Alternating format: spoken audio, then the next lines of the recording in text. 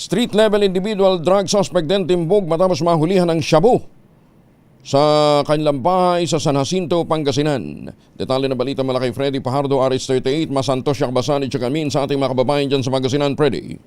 Masantos siya kabusan Kuyang Angel. Natimbog ang 38 anyos na street-level individual, vulcanizer at residente ng barangay Makayog sa Jacinto, Pangasinan matapos na makumpiska sa kanilang tahanan ang 10.76 grams na hinihinalang shabu na may street drug price na 73,168 pesos na nakasilid sa 6 na heat-sealed transparent plastic sachet. Sa ulat ni San Jacinto Chief of Police Major Napoleon Velasco Jr., alas 11 ng gabi nagsilbi ng search warrant na pinalabas ng RTC Dagupan City ang kanyang mga tauhan sa bahay ng suspeka kasamang ilang barangay official sa lugar nang halugugin ang bahay nito at dito nasamsam mga illegal na droga at hindi ito nakapalag ng arestuhin. Kasong paglabag sa Republic Act 9165 Comprehensive Dangerous Drug Act of 2002 ang kinakarap nga ng suspek na kasalukuyang nasa kustodiya ng San Jacinto Police Station.